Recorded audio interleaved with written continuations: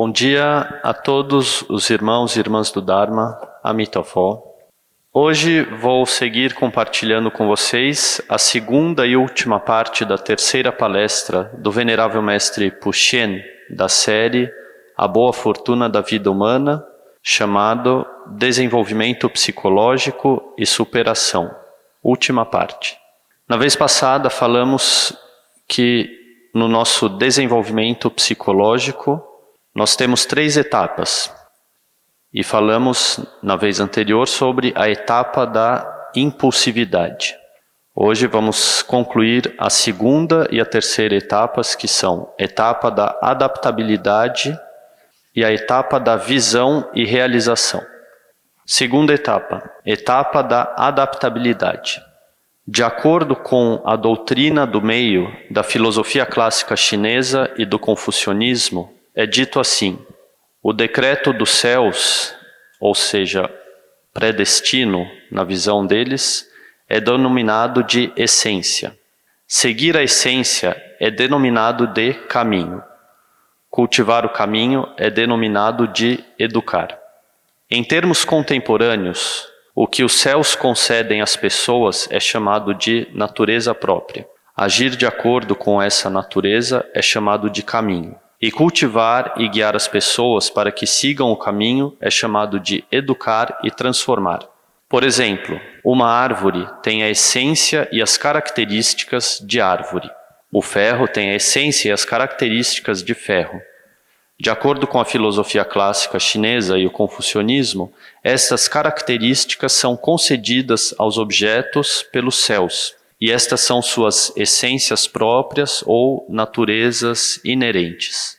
Então, nós devemos nos adaptar às essências de cada coisa para fazer bom uso de suas características. Por exemplo, o ferro tem a natureza do magnetismo, tem dureza elevada e com ele pode-se produzir aço e utilizá-lo em construções ou aplicações que necessitem de materiais duros e resistentes.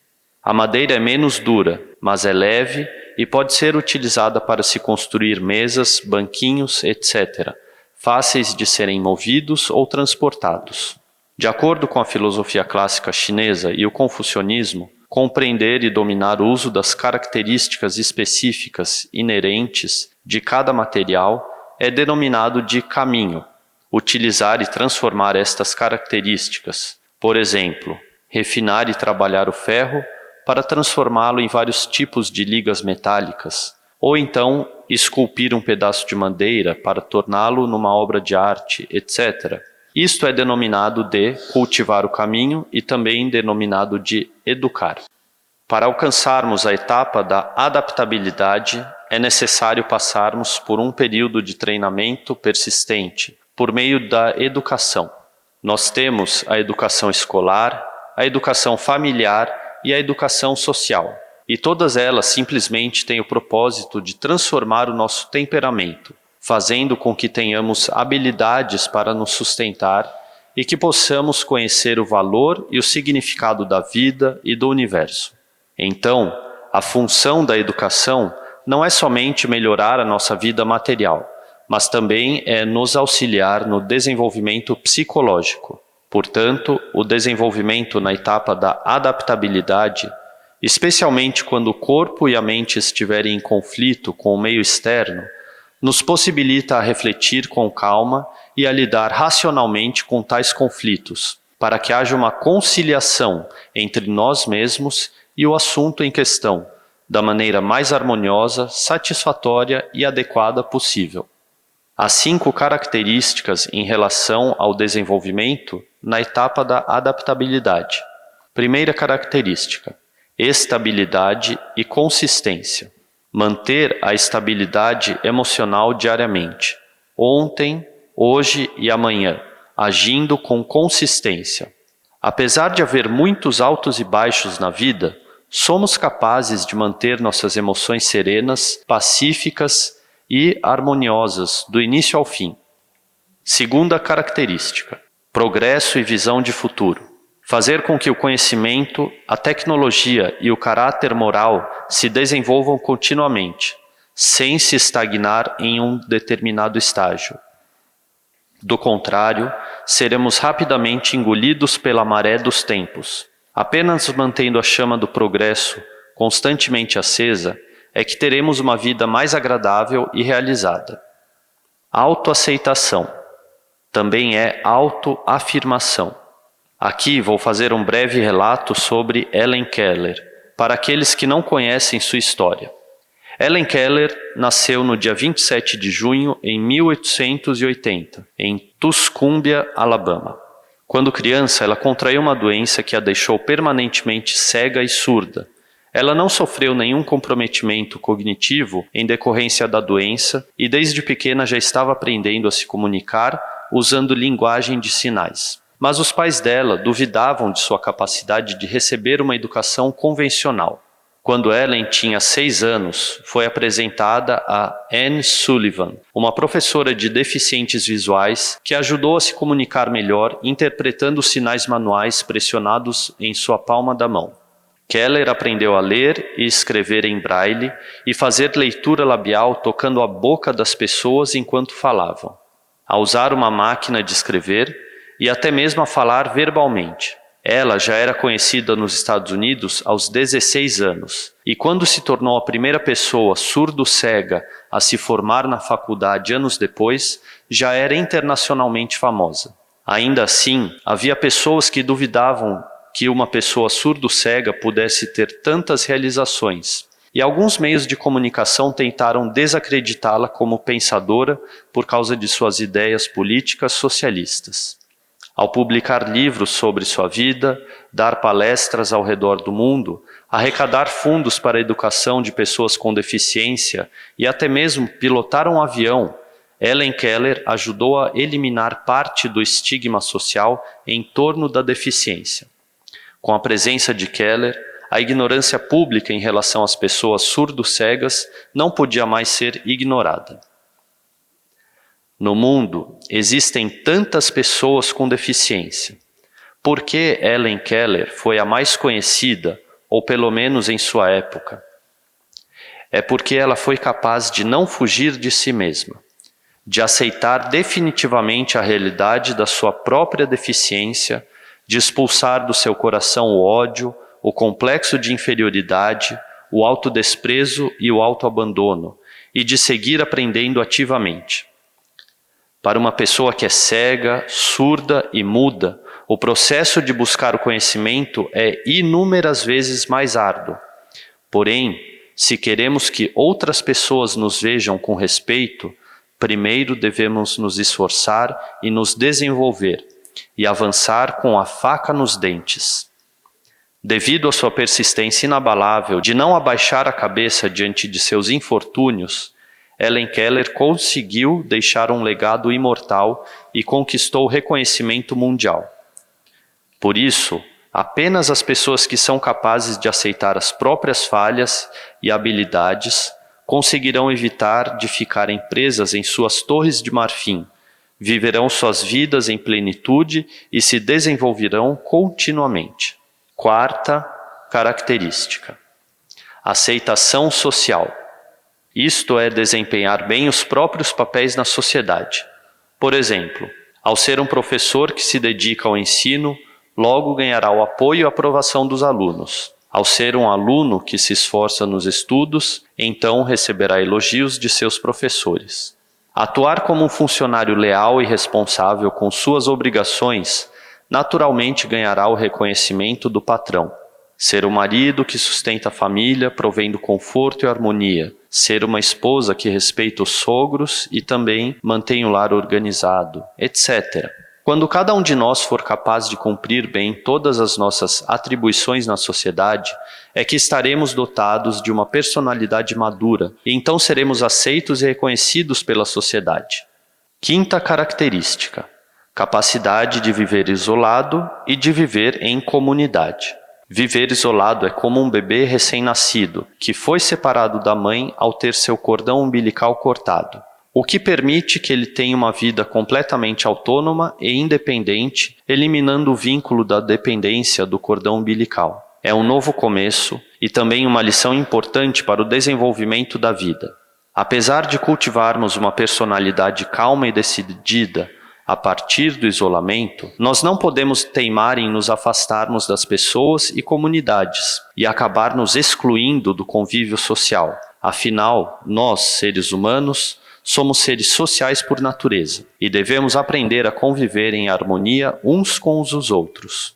Viver em comunidade significa que os membros de uma comunidade são capazes de se ajudarem mutuamente no desenvolvimento físico e psicológico. E não se trata de passar o tempo todo apenas comendo, bebendo ou se divertindo em comunidade.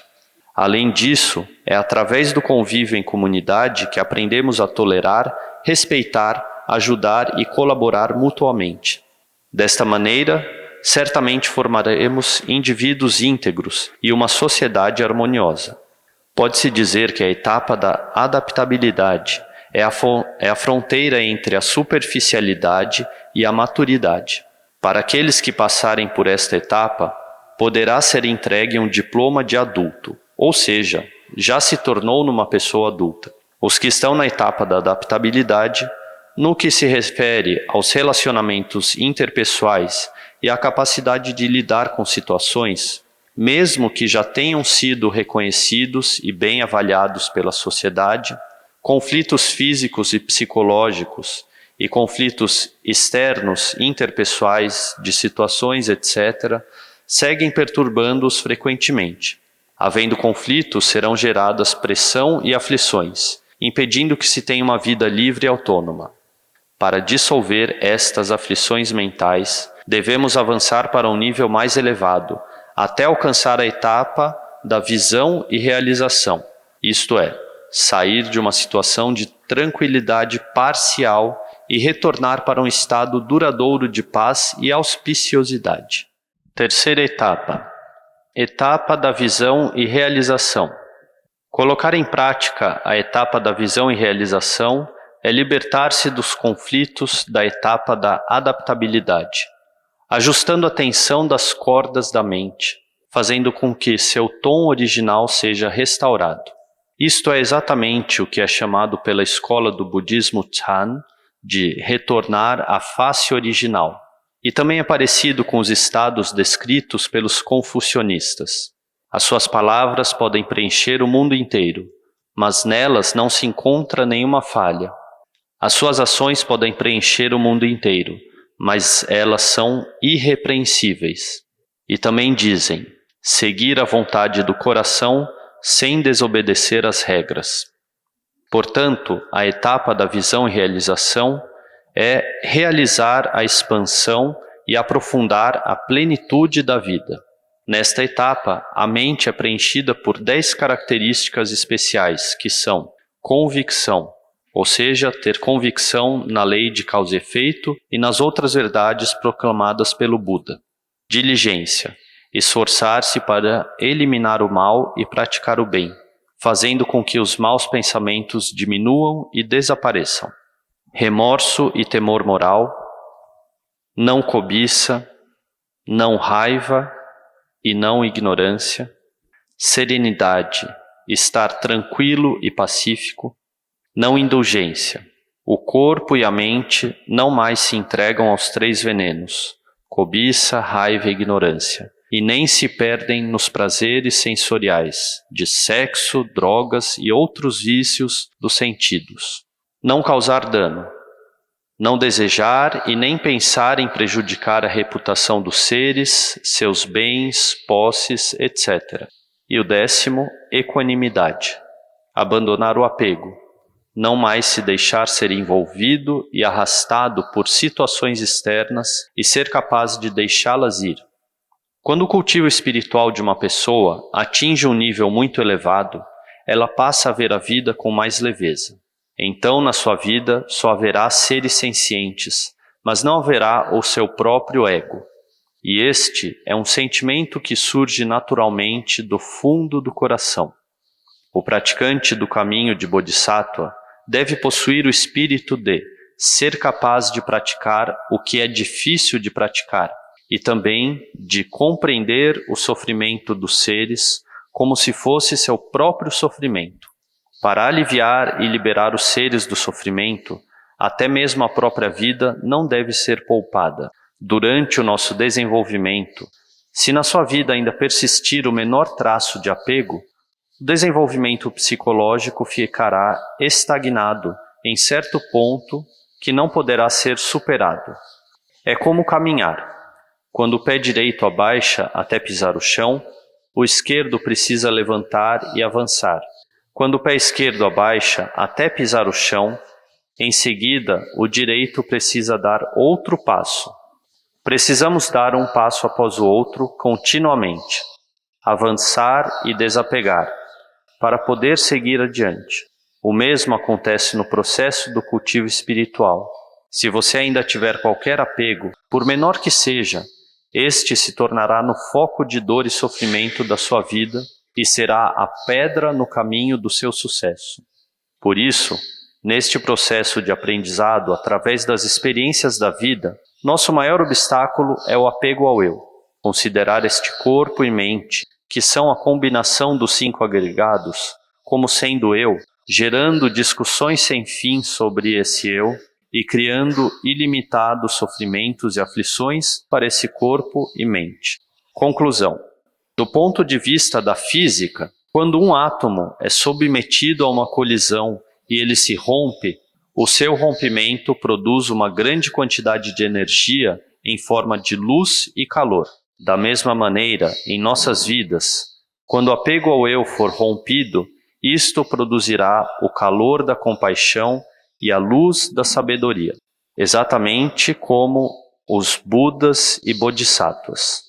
O método para romper o apego ao eu é exatamente disseminar as sementes do não-eu, permitindo que elas deem os frutos do não-eu. Somente através da humildade e do desinteresse pessoal do não-eu é que a vida poderá alcançar um desenvolvimento ilimitado. Certa vez, Isaac Newton disse assim: minhas realizações não foram nada, eu apenas estava sobre os ombros de gigantes. Foi graças às fundações deixadas pelos acadêmicos e estudiosos do passado que nós conseguimos absorver rapidamente seus conhecimentos e, usando-os como um trampolim, alcançamos invenções e resultados ainda maiores. Foi tal modéstia e humildade e mente aberta que fizeram com que Newton trouxesse tantas invenções e contribuições para a humanidade. O Rabindranath Tagore, famoso polímata da Índia, que viveu entre 1861 e 1941, também disse: o nosso processo de desenvolvimento psicológico começa a partir do indivíduo avançando à comunidade, do coletivo avançando ao universo, e do universo à eternidade. Esta é uma frase que nos faz refletir profundamente.